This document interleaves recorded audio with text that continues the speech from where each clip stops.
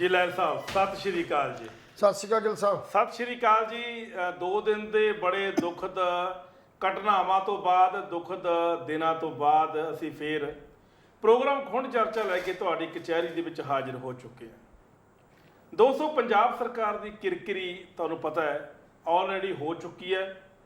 ਚਾਰੇ ਪਾਸੇ ਪੰਜਾਬ ਸਰਕਾਰ ਨੂੰ ਲਾਹਨਤਾਂ ਪੈ ਰਹੀਆਂ ਨੇ। ਈਵਨ ਕਿ ਜਿੱਥੇ ਵੱਖ-ਵੱਖ ਮੁਲਕਾਂ ਦੀ ਜੇ ਗੱਲ ਕਰੀਏ ਜਾਂ ਕੈਨੇਡਾ ਦੀ ਗੱਲ ਕਰੀਏ, ਅਮਰੀਕਾ ਦੀ ਗੱਲ ਕਰੀਏ, ਈਵਨ ਕਿ ਪਾਕਿਸਤਾਨ ਦੀ ਗੱਲ ਕਰੀਏ, ਜਿੱਥੇ ਸਾਡਾ ਪੰਜਾਬੀ ਭਾਈਚਾਰਾ ਵੱਸਦਾ, ਪੰਜਾਬੀ ਬੋਲਦੇ ਸੂਬੇ ਨੇ ਪਾਕਿਸਤਾਨ ਦੇ, ਉਥੋਂ ਦੇ ਮੀਡੀਆ ਨੇ ਵੀ ਇਸ ਗੱਲ ਦੀ ਪ੍ਰੋੜਤਾ ਕੀਤੀ ਹੈ। ਉਸ ਮੀਡੀਆ ਨੇ ਵੀ ਸਿੱਧੂ ਮੂਸੇਵਾਲੇ ਦੇ ਦੁੱਖ ਦਾ, ਮੌਤ ਦੇ ਦੁੱਖ ਦਾ ਪ੍ਰਗਟਾਵਾ ਕੀਤਾ ਔਰ ਸਿੱਧਾ ਪੰਜਾਬ ਦੀ ਹਕੂਮਤ, ਭਾਰਤ ਦੀ ਹਕੂਮਤ ਨੂੰ ਜ਼ਿੰਮੇਵਾਰ ਦੱਸਿਆ। ਉਧਰੋਂ ਲਾਰੈਂਸ ਬਿਸ਼ਨੋਈ ਜੇਲ੍ਹ ਵਿੱਚ ਬੈਠਾ ਸਿਰਦਰਦ ਬਣਿਆ ਹੋਇਆ ਹੈ ਪੰਜਾਬ ਪੁਲਿਸ ਵਾਸਤੇ, ਹਰਿਆਣੇ ਪੁਲਿਸ ਵਾਸਤੇ, ਰਾਜਸਥਾਨ ਦੀ ਪੁਲਿਸ ਵਾਸਤੇ, ਦਿੱਲੀ ਦੀ ਪੁਲਿਸ ਵਾਸਤੇ, ਪੂਰੇ ਭਾਰਤ ਵਾਸਤੇ, ਕਿਉਂਕਿ ਉਹ ਜੇਲ੍ਹ ਵਿੱਚ ਬੈਠਾ ਆਪਣਾ ਪੂਰਾ ਨੈਟਵਰਕ ਚਲਾ ਰਿਹਾ ਹੈ। ਕੈਨੇਡਾ ਵਿੱਚ ਬੈਠਾ ਗੋਲਡੀ ਬਰਾੜ, ਹੁਣ ਪਤਾ ਨਹੀਂ ਇਹ ਤਾਰਾਂ ਕਿੰਨੀਆਂ ਕੁ ਸੱਚੀਆਂ ਨੇ, ਕਿੰਨੀਆਂ ਕੁ ਝੂਠੀਆਂ ਨੇ। ਹੁੰਦਾ ਕੀ ਹੈ ਲੈਲ ਸਾਹਿਬ ਜੀ, ਵੀ ਜਦੋਂ ਕੋਈ ਹਾਦਸਾ ਵਾਪਰਦਾ ਤਾਂ ਸਭ ਤੋਂ ਪਹਿਲਾਂ ਉਹਨਾਂ ਲੋਕਾਂ ਨੂੰ ਇੰਟਰੋਗੇਟ ਕੀਤਾ ਜਾਂਦਾ ਜਿਹੜੇ ਲੋਕ ਪਹਿਲਾਂ ਇਹੋ ਜਿਹੇ ਮਾਮਲਿਆਂ ਵਿੱਚ ਲਿਪਤ ਹੁੰਦੇ ਨੇ। ਕੋਈ ਜ਼ਰੂਰੀ ਨਹੀਂ ਕਿ ਜਿਹੜਾ ਵੀ ਕਾਂਡ ਹੋਵੇ ਉਹ ਇਹੀ ਲੋਕ ਕਰਨ, ਪਰ ਇਹਨਾਂ ਨੇ ਜ਼ਿੰਮੇਵਾਰੀ ਜਿਹੜੀ ਲਈ ਹੈ ਆਪਣੇ ਫੇਸਬੁੱਕ ਵਾਲ 'ਤੇ, ਉਸ ਗੱਲ ਦੀ ਵੀ ਸਰਕਾਰ ਨੇ ਹਾਲੇ ਤੱਕ ਪੁਸ਼ਟੀ ਨਹੀਂ ਕੀਤੀ ਵੀ ਉਹ ਅਸਲੀ ਹੈ ਜਾਂ ਨਕਲੀ ਹੈ। ਕਿਉਂਕਿ ਕਿਸੇ ਦੇ ਨਾਂ 'ਤੇ ਅਕਾਊਂਟ ਬਣਾ ਕੇ ਕੋਈ ਚੀਜ਼ ਵਾਇਰਲ ਕਰ ਦੇਣੀ ਇਹ ਬਹੁਤ ਸੌਖਾ ਕੰਮ ਹੈ ਅੱਜ ਦੇ ਸਮੇਂ ਦੇ ਵਿੱਚ। ਅੱਜ ਕੱਲ੍ਹ ਕੋਈ ਵੈਰੀਫਿਕੇਸ਼ਨ ਨਹੀਂ। ਮੈਂ ਆਪਣਾ ਹੁਣ ਕੁਲਵੰਤ ਸਿੰਘ ਮੇਰਾ ਨਾਮ ਹੈ, ਮੈਂ ਅੱਜ ਆਪਣਾ ਨਾਂ ਰੱਖਦੇ ਆ ਲਾਰੈਂਸ ਬਿਸ਼ਨੋਈ ਆਪਣਾ ਨਾਂ ਰੱਖਦੇ ਆ, ਉਹਦੀ ਫੋਟੋ ਲਾ ਦਿਆ ਤੇ ਮੇਰਾ ਅਕਾਊਂਟ ਉਹ ਬਣ ਜਾਏਗਾ ਔਰ ਮੇਰਾ ਅਕਾਊਂਟ ਉਹ ਚੱਲ ਪਏਗਾ। ਲੋਕ ਮੈਨੂੰ ਸਮਝਣ ਲੱਗ ਜਾਣਗੇ ਵੀ ਇਹ ਲਾਰੈਂਸ ਬਿਸ਼ਨੋਈ ਸ਼ਾਇਦ ਇਹੀ ਹੈ। ਫਿਰ ਜਿਹੜਾ ਕਰੇਗਾ ਸੋ ਭਰੇਗਾ। ਇੱਕ ਵਾਰੀ ਫੇਰ ਤੁਹਾਡੀ ਕਚਹਿਰੀ ਦੇ ਵਿੱਚ ਪ੍ਰੋਗਰਾਮ ਖੁੰਡ ਚਰਚਾ ਲੈ ਕੇ ਅਸੀਂ ਹਾਜ਼ਰ ਹੋ ਚੁੱਕੇ ਹਾਂ। ਮੈਂ ਕੁਲਵੰਤ ਸਿੰਘ ਗਿੱਲ ਤੇ ਮੇਰੇ ਨਾਲ ਮੇਰੇ ਸਾਥੀ ਪੱਤਰਕਾਰ ਨਿਰੰਜਨ ਸਿੰਘ ਜੀ ਲਹਿਰ, ਸਾਡੇ ਦੋਹਾਂ ਵੱਲੋਂ ਪਿਆਰ ਭਰੀ ਸਤਿ ਸ਼੍ਰੀ ਅਕਾਲ। ਲੈਲ ਸਾਹਿਬ ਜੀ, ਸਿਕਿਉਰਿਟੀ ਘਟਾਈ ਇਹ ਹਾਦਸਾ ਵਾਪਰਿਆ ਸਭ ਨੂੰ ਪਤਾ ਹੈ ਜੀ। ਸਿੱਧੂ ਮੂਸੇਵਾਲੇ ਦਾ ਬਾਪ ਹਮੇਸ਼ਾ ਕਹਿੰਦਾ ਸੀ ਕਿ ਮੇਰਾ ਮੁੰਡਾ ਬੇਸ਼ੱਕ ਏਸੀ ਵਿੱਚ ਪੈਂਦਾ ਹੈ ਪਰ ਬਾਹਰ ਮੈਂ ਉਹਦੇ ਕਮਰੇ ਦੇ ਬਾਹਰ ਫਰਾਟਾ ਲਾ ਕੇ ਇਸ ਕਰਕੇ ਸੌਂਦਾ ਕਿ ਮੈਂ ਆਪਣੇ ਪੁੱਤ ਦੀ ਨਿਗਾਹ ਰੱਖ ਸਕਾਂ। ਇੱਕ ਹੋਰ ਗੱਲ ਨਿਕਲ ਕੇ ਸਾਹਮਣੇ ਆਈ ਹੈ, ਦਿੱਲੀ ਦੀ ਖੂਫੀਆ ਏਜੰਸੀਆਂ ਨੇ ਜਦੋਂ ਸ਼ਾਹਰੁਖ ਵਰਗੇ ਗੈਂਗਸਟਰ ਜਾਂ ਹੋਰ ਗੈਂਗਸਟਰ ਜਿਹੜੇ ਫੜੇ ਸੀ ਦਿੱਲੀ ਦੇ ਵਿੱਚ, ਉਹਨਾਂ ਤੋਂ ਇੰਟੈਰੋਗੇਸ਼ਨ ਦੌਰਾਨ ਇਹ ਖੁਲਾਸਾ ਹੋਇਆ ਸੀ ਕਿ ਜੇਲ੍ਹ ਵਿੱਚ ਬੈਠਾ ਲਾਰੈਂਸ ਬਿਸ਼ਨੋਈ ਤੇ ਉਧਰੋਂ ਕੈਨੇਡਾ ਵਿੱਚ ਬੈਠਾ ਗੋਲਡੀ ਬਰਾੜ, ਇਹਨਾਂ ਨੇ ਸਿੱਧੂ ਮੂਸੇਵਾਲਾ ਨੂੰ ਮਾਰਨ ਦੀ ਸੁਪਾਰੀ ਦਿੱਤੀ ਹੈ ਔਰ ਸਿੱਧੂ ਮੂਸੇਵਾਲੇ ਦੀ ਰੇਕੀ ਕੀਤੀ ਜਾ ਰਹੀ ਹੈ, ਉਹਨੂੰ ਮਾਰਿਆ ਜਾਊਗਾ। ਇਸ ਗੱਲ ਦੀ ਸੂਚਨਾ ਦਿੱਲੀ ਪੁਲਿਸ ਨੇ ਪੰਜਾਬ ਪੁਲਿਸ ਨੂੰ ਦੇ ਦਿੱਤੀ ਸੀ। ਲੈਲ ਸਾਹਿਬ ਇਹ ਗੱਲ ਇੱਟ ਵਰਗੀ ਪੱਕੀ ਹੈ ਜੀ, ਇਹ ਕੋਈ ਸੁਣੀ ਸੁਣਾਈ ਗੱਲ ਨਹੀਂ ਹੈ, ਦੇ ਦਿੱਤੀ ਸੀ। ਇਸ ਦੇ ਬਾਵਜੂਦ ਵੀ ਪੰਜਾਬ ਸਰਕਾਰ ਨੇ ਇਸ ਗੱਲ ਨੂੰ ਕੋਈ ਧਿਆਨ ਵਿੱਚ ਨਹੀਂ ਲਿਆਂਦਾ, ਬੜੇ ਬੇਧਿਆਨੀ ਕਰਤੀ ਇਹ ਗੱਲ ਵੀ ਚਲੋ ਕੋਈ ਨਹੀਂ, ਉਹਨਾਂ ਨੇ ਕਹਿਤਾ ਅਸੀਂ ਸੁਣ ਲਈ। ਔਰ ਐਨ ਮੌਕੇ ਤੇ ਭਗਵੰਤ ਮਾਨ ਸਾਹਿਬ ਸਿਕਿਉਰਿਟੀ ਉਹਦੀ ਵਾਪਸ ਲੈ ਲੈਂਦੇ ਨੇ। ਮਤਲਬ ਇੱਕ ਜਿਹਦੇ ਪਿੱਛੇ ਗੈਂਗਸਟਰ ਪਏ ਹੋਏ ਨੇ ਉਹਨੂੰ ਨਿਹੱਥਾ ਕਰ ਦੇਣਾ, ਉਹ ਨਿਹੱਥਾ ਕਰਨ ਤੋਂ ਬਾਅਦ ਉਹਨੂੰ ਮਾਰ ਦੇਣਾ, ਇਹ ਸਾਰੀਆਂ ਕੜੀਆਂ ਜਿਹੜੀਆਂ ਨੇ ਇੱਕ ਦੂਜੇ ਨਾਲ ਕੋਰਲੇਟ ਨੇ, ਇਹ ਜੁੜੀਆਂ ਹੋਈਆਂ ਨੇ। ਹੁਣ ਸਿਕਿਉਰਿਟੀ ਸਾਰੇ ਹਾਈ ਕੋਰਟ ਵੱਲ ਵੱਧ ਗਏ, ਸੁਖਪਾਲ ਖਹਿਰਾ ਵੀ ਹਾਈ ਕੋਰਟ ਵੱਲ ਵੱਧ ਗਿਆ, ਵਿੱਕੀ ਮਿੱਡੂ ਖੇੜਾ ਦਾ ਭਰਾ ਜਿਹੜਾ ਹੈਗਾ ਅਜੇਪਾਲ ਉਹ ਵੀ ਹਾਈ ਕੋਰਟ ਵੱਲ ਰੁਖ ਕਰ ਗਿਆ ਕਿ ਮੈਨੂੰ ਸੁਰੱਖਿਆ ਦਿੱਤੀ ਜਾਵੇ। ਬਰਾੜ ਨੇ, ਮਨਤਾਰ ਬਰਾੜ, ਉਹ ਵੀ ਵੱਧ ਗਿਆ। ਬਹੁਤ ਸਾਰੇ ਪੋਲੀਟੀਕਲ ਲੀਡਰ ਨੇ ਜਿਨ੍ਹਾਂ ਨੇ ਹਾਈ ਕੋਰਟ ਵਾਲੇ ਪਾਸੇ ਰੁਖ ਕਰ ਲਿਆ ਕਿ ਸਾਡੀ ਜਾਨ ਬਚਾਈ ਜਾਵੇ, ਸਾਨੂੰ ਸੁਰੱਖਿਆ ਦਿੱਤੀ ਜਾਵੇ। ਲੈਲ ਸਾਹਿਬ ਜਦੋਂ ਇੰਟੈਲੀਜੈਂਸੀਆਂ ਨੇ ਪੰਜਾਬ ਪੁਲਿਸ ਨੂੰ ਇਹ ਸੂਚਿਤ ਕਰਤਾ ਸੀ ਕਿ ਸਿੱਧੂ ਮੂਸੇਵਾਲੇ ਦੀ ਰੇਕੀ ਕੀਤੀ ਜਾ ਰਹੀ ਹੈ, ਉਹਨੂੰ ਕਿਸੇ ਵੇਲੇ ਵੀ ਮਾਰਿਆ ਜਾ ਸਕਦਾ ਹੈ, ਕੀ ਪੰਜਾਬ ਪੁਲਿਸ ਦਾ ਜਾਂ ਪੰਜਾਬ ਦੇ ਖੂਫੀਆ ਤੰਤਰ ਦਾ ਇਹ ਫਰਜ਼ ਨਹੀਂ ਸੀ ਬਣਦਾ ਕਿ ਉਹਦੀ ਸੁਰੱਖਿਆ ਨੂੰ ਹੋਰ ਮਜ਼ਬੂਤ ਕੀਤਾ ਜਾਂਦਾ? ਜੀ ਇਹ ਸਵਾਲ ਹੈ ਮੇਰਾ। ਹਾਂ ਗਿੱਲ ਸਾਹਿਬ, ਗੱਲ ਤਾਂ ਇਹ ਆ ਵੀ ਜਿਹੜਾ ਸਵਾਲ ਤੁਸੀਂ ਕੀਤਾ ਨਾ, ਇਹ ਸਵਾਲ ਹਰ ਬੰਦੇ ਦੀ ਜ਼ੁਬਾਨ 'ਤੇ ਹੈ ਔਰ ਸਫਾ 'ਚ ਹੈ। ਪਹਿਲੀ ਗੱਲ ਤਾਂ ਇਹ ਆ ਵੀ ਖੁਫੀਆ ਏਜੰਸੀਆਂ ਜਿਹੜੀਆਂ ਨੇ ਉਹ ਜਦੋਂ ਕੋਈ ਸੂਚਨਾ ਇਕੱਠੀ ਕਰਦੀਆਂ ਤੇ ਉਸ ਸੂਚਨਾ ਦੇ ਆਧਾਰ ਦੇ ਉੱਤੇ ਹੀ ਅੱਗੇ ਜਿਹੜੀ ਆ ਉਹ ਰੋਡ ਮੈਪ ਜਿਹੜਾ ਤਿਆਰ ਕੀਤਾ ਜਾਂਦਾ। ਪਰ ਦੁੱਖ ਤੇ ਇਸ ਗੱਲ ਦਾ ਕਿ ਸਾਡੇ ਪੰਜਾਬ ਦੀਆਂ ਜਿਹੜੀਆਂ ਗੁਫੀਆ ਏਜੰਸੀਆਂ ਨੇ ਉਹ ਕੁੰਭਕਰਨ ਦੀ ਨੀਂਦ ਸੁੱਤੀਆਂ ਪਈਆਂ। ਜਿੰਨੀਆਂ ਘਟਨਾਵਾਂ ਅੱਜ ਕੁਝ ਦਿਨਾਂ ਬਾਅਦ ਦੇ ਵਿੱਚ ਜਿਹੜੀਆਂ ਵਾਪਰੀਆਂ, ਇਹ ਸਿਰਫ ਤੇ ਸਿਰਫ ਗੁਫੀਆ ਏਜੰਸੀਆਂ ਦੀਆਂ ਗੈਰ ਜ਼ਿੰਮੇਵਾਰੀਆਂ ਕਰਕੇ ਵਾਪਰੀਆਂ। ਜੇ ਉਹ ਆਪਣੀ ਜ਼ਿੰਮੇਵਾਰੀ ਨੂੰ ਸਮਝਦੇ ਤੇ ਅੱਗੇ ਜਿਹੜੀ ਪੰਜਾਬ ਪੁਲਿਸ ਨੂੰ ਸੂਚਿਤ ਕੀਤਾ ਜਾਂਦਾ ਤੇ ਪੰਜਾਬ ਪੁਲਿਸ ਜਿਹੜੀ ਉਹ ਐਕਟਿਵ ਹੋ ਕੇ ਤੇ ਇਸ ਕਾਰਜ ਨੂੰ ਨੇਪਰੇ ਚਾੜਿਆ ਜਾ ਸਕਦਾ ਸੀ। ਕੋਈ ਏਡੀ ਵੱਡੀ ਗੱਲ ਨਹੀਂ ਸੀ। ਪਰ ਦੁੱਖ ਇਸ ਗੱਲ ਦਾ ਕਿ ਸਾਡੇ ਆਪਣੀ ਜਿਹੜੀ ਆ ਉਹ ਵਾੜ ਆ ਉਹ ਖੇਤ ਨੂੰ ਖਾ ਰਹੀ ਆ। ਸਾਰੇ ਬੰਦੇ ਵੱਖ-ਵੱਖ ਚੈਨਲਾਂ ਦੇ ਉੱਤੇ ਡਿਬੇਟ ਕਰਦੇ ਵੇਖੇ ਗਏ ਨੇ। ਹਰ ਇੱਕ ਨੇ ਆਪੋ ਆਪਣੇ ਜਿਹੜੇ ਵਿਊ ਨੇ, ਆਪੋ ਆਪਣੀ ਨਜ਼ਰ ਦੇ ਅਨੁਸਾਰ, ਨਜ਼ਰੀਏ ਦੇ ਅਨੁਸਾਰ ਜਿਹੜੇ ਆਪਣੇ ਵਿਚਾਰ ਆ ਉਹ ਸਾਂਝੇ ਕੀਤੇ ਨੇ ਵੀ ਆਹ ਕਾਰਨ ਹੋ ਗਿਆ, ਜੇ ਕਾਰਨ ਹੋ ਗਿਆ, ਉਹ ਕਾਰਨ ਹੋ ਗਿਆ। ਕੋਈ ਨਾ ਕੋਈ ਕਾਰਨ ਤਾਂ ਬਣਦਾ ਹੀ ਆ ਗਿੱਲ ਸਾਹਿਬ ਜੀ। ਲੈਲ ਸਾਹਿਬ, ਉਹਦੇ 'ਚ ਬਹੁਤ ਜ਼ਿਆਦਾ ਵੱਡੀਆਂ ਊਣਤਾਈਆਂ ਹੁੰਦੀਆਂ ਨੇ ਤੇ ਉਹ ਊਣਤਾਈਆਂ ਦਾ ਨਤੀਜਾ ਜਿਹੜਾ ਫਿਰ ਮਾੜਾ ਹੀ ਨਿਕਲਦਾ। ਸੋ ਜੇ ਸਿੱਧੂ ਮੂਸੇਵਾਲੇ ਦੀ ਜਿਸ ਢੰਗ ਦੇ ਨਾਲ ਉਹ ਰੈਕੀ ਹੋ ਰਹੀ ਸੀ, ਜਦੋਂ ਦਿੱਲੀ ਪੁਲਿਸ ਨੂੰ ਇਹ ਪਤਾ ਲੱਗ ਗਿਆ ਸੀ, ਸ਼ਾਰਖ ਵਰਗੇ ਨੇ ਇਹ ਗੱਲ ਕਲੀਅਰ ਕਰ ਦਿੱਤੀ ਸੀ ਵੀ ਅਸੀਂ ਮਾਰਨ ਲੱਗੇ ਆ, ਤਾਂ ਕੀ ਕਾਰਨ ਹੈ ਵੀ ਉਸ ਵੇਲੇ ਦਿੱਲੀ ਪੁਲਿਸ ਨੇ ਜੇ ਸੂਚਿਤ ਕੀਤਾ ਸੀ ਤੇ ਉਸੇ ਵੇਲੇ ਹੀ ਉਹਨੂੰ ਜਿਹੜਾ ਹੈ ਪ੍ਰੋਡਕਸ਼ਨ ਵਾਰੰਟ ਤੇ ਲਿਆ ਕੇ ਉੱਤੋਂ ਇਨਕੁਆਇਰੀ ਕੀਤੀ ਜਾ ਸਕਦੀ ਸੀ। ਪਰ ਸਵਾਲ ਤਾਂ ਇਸ ਗੱਲ ਦਾ ਕਿ ਸਾਡੇ ਜਿਹੜੇ ਆਕਾ, ਜਿਨ੍ਹਾਂ ਨੂੰ ਆਪਾਂ ਰਾਜਨੀਤਿਕ ਲੋਕ ਕਹਿੰਦੇ, ਜਿਹੜੇ ਪਰਦੇ ਦੇ ਬਹੁਤ ਪਿੱਛੇ ਨੇ, ਜਿਨ੍ਹਾਂ ਦੇ ਬਾਰੇ ਇਨਵੈਸਟੀਗੇਟ ਭਾਵੇਂ ਏਜੰਸੀਆਂ ਵੀ ਕਰ ਲੈਣ, ਉਹ ਕਲੀਅਰ ਕਰ ਨਹੀਂ ਪਾਉਂਦੀਆਂ ਕਿਉਂਕਿ ਇੰਨਾ ਹੀਆ ਨਹੀਂ ਕਰਦੀਆਂ। ਕਾਰਨ ਉਹਦਾ ਇਹ ਹੈ ਵੀ ਜਿਹੜੀ ਵੀ ਏਜੰਸੀ ਜਦੋਂ ਵੀ ਕਿਸੇ ਗੈਂਗਸਟਰ ਨੂੰ ਜਾਂ ਕਿਸੇ ਵੀ ਬੰਦੇ ਨੂੰ ਟਾਰਚ ਕਰਦੀ ਹੈ ਨਾ, ਤਾਂ ਉੱਥੇ ਉਹਨੇ ਕੋਈ ਇੱਕੋ ਹੀ ਹੈ ਵੀ ਜੇ ਅਸੀਂ ਉਹ ਨਹੀਂ ਬਖਸ਼ਿਆ ਤੇ ਬਖਸ਼ਣਾ ਪੁੱਤ ਤੈਨੂੰ ਵੀ ਨਹੀਂ, ਤੇਰੇ ਵੀ ਬੱਚੇ ਹਨ। ਜੀ ਬਿਲਕੁਲ। ਇਹ ਡਰ ਜਿਹੜਾ, ਕਿਉਂਕਿ ਅਸੀਂ ਇਨਸਾਨ ਹਾਂ, ਮਨੁੱਖ ਹਾਂ। ਹਰ ਇਨਸਾਨ ਤੇ ਮਨੁੱਖ ਨੂੰ ਆਪਣੇ ਪਰਿਵਾਰ ਨਾਲ, ਆਪਣੇ ਬੱਚਿਆਂ ਨਾਲ ਤੇ ਆਪਣੇ ਆਪ ਨਾਲ ਪਿਆਰ ਹੈ। ਉਹ ਦਿਨ ਲੰਘੇ ਨੇ ਜਦੋਂ ਕਦੇ ਦੇਸ਼ ਦੀ ਖਾਤਰ, ਕੌਮ ਦੀ ਖਾਤਰ ਜਾਨਾਂ ਜਿਹੜੀਆਂ ਕੁਰਬਾਨ ਕਰ ਦਿੱਤੀਆਂ ਜਾਂਦੀਆਂ ਸੀ। ਉਹ ਵਕਤ ਇਸ ਕਰਕੇ ਗੁਜ਼ਰ ਗਿਆ ਕਿ ਉਸ ਵੇਲੇ ਅਸੀਂ ਆਪਣੇ ਆਪ ਲਈ ਨਹੀਂ, ਦੇਸ਼ ਦੀ ਉਸਾਰੀ ਲਈ, ਮਨੁੱਖਤਾ ਦੇ ਭਲੇ ਲਈ ਲੜਦੇ ਸਾਂ। ਅੱਜ ਦੇਸ਼ ਦੀ ਉਸਾਰੀ ਤੇ ਮਨੁੱਖਤਾ ਦਾ ਭਲਾ ਛੱਡ ਕੇ ਅੱਜ ਨਿੱਜੀ ਹਿੱਤ ਵਾਸਤੇ ਅਸੀਂ ਜਿਹੜੇ ਨੇ ਉਹ ਲੜ ਰਹੇ ਹਾਂ। ਇਹ ਜਿਹੜਾ ਸਾਡਾ ਸੰਚਾਰ ਸਾਧਨ ਹੈ ਨਾ, ਜਿਹਨੂੰ ਅਸੀਂ ਆਧੁਨਿਕ ਸਮਾਜ ਦਾ ਕਿ ਹਿੱਸਾ ਸਮਝਦੇ ਹਾਂ, ਇਹਦਾ ਬਹੁਤ ਵੱਡਾ ਰੋਲ ਹੈ। ਇਸ ਰੋਲ ਨੇ ਹੀ ਸਾਨੂੰ ਅੱਜ ਇਸ ਥਾਂ ਤੇ ਲਿਆ ਕੇ ਖੜਾ ਕਰ ਦਿੱਤਾ ਕਿ ਸਾਡੀ ਕੋਈ ਪ੍ਰਾਈਵੇਸੀ ਰਹੀ ਨਹੀਂ, ਕੋਈ ਸਾਡਾ ਇਦਾਂ ਦਾ ਸਿਸਟਮ ਰਿਹਾ ਹੀ ਨਹੀਂ।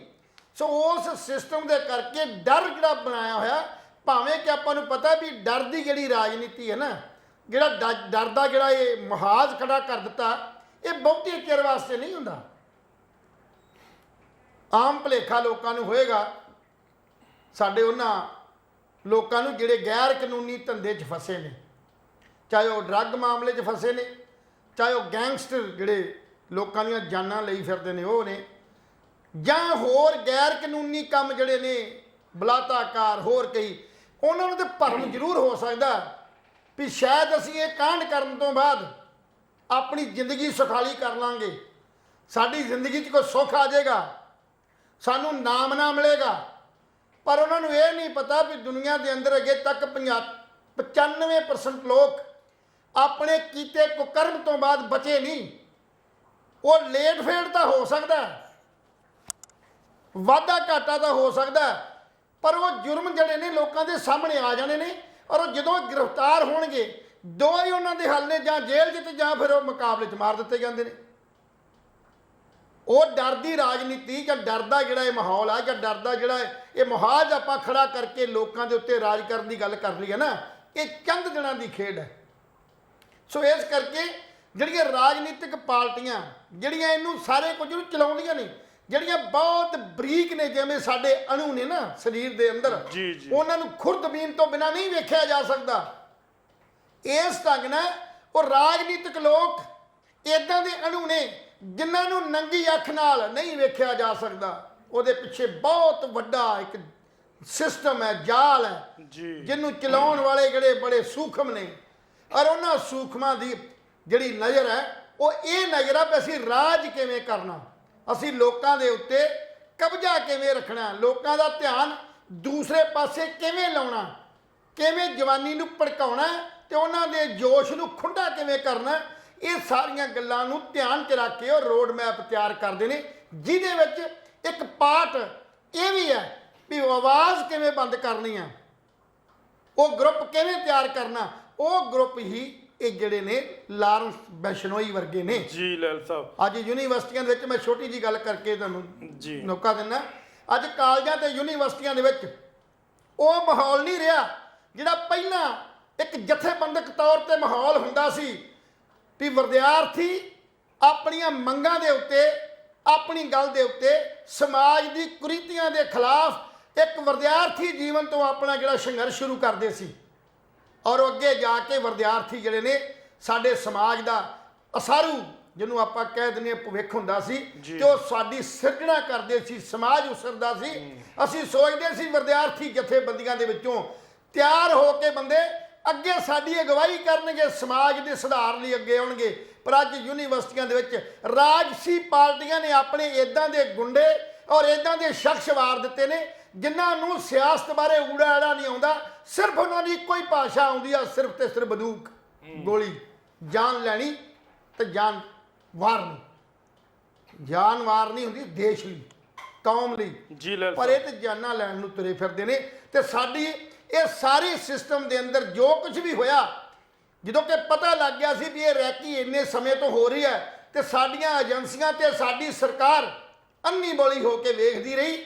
ਔਰ ਉਹਦੇ ਦੌਰਾਨ ਹੀ ਜਿਹੜੀ ਸਿਕਿਉਰਿਟੀ ਸੀ, ਭਾਵੇਂ ਕਿ ਅਸੀਂ ਡਿਮਾਂਡ ਕਰਦੇ ਰਹੇ ਹਾਂ, ਅੱਜ ਵੀ ਸਾਡੀ ਡਿਮਾਂਡ ਇਹੀ ਹੈ ਵੀ ਉਹਨਾਂ ਲੋਕਾਂ ਤੋਂ ਸਿਕਿਉਰਿਟੀ ਵਾਪਸ ਲੈ ਲਈ ਜਾਵੇ ਜਿਹੜੇ ਸਿਰਫ ਤੇ ਸਿਰਫ ਇਹਨੂੰ ਇੱਕ ਫੈਸ਼ਨ ਦੇ ਰੂਪ 'ਚ ਆਪਣਾ ਸਟੇਟਸ ਸਿੰਬਲ ਬਣਾਉਣ ਦੇ ਨਾਤੇ ਉਹ ਲਈ ਫਿਰਦੇ ਨੇ ਤੇ ਸਰਕਾਰ ਤੇ ਬੋਝ ਨੇ।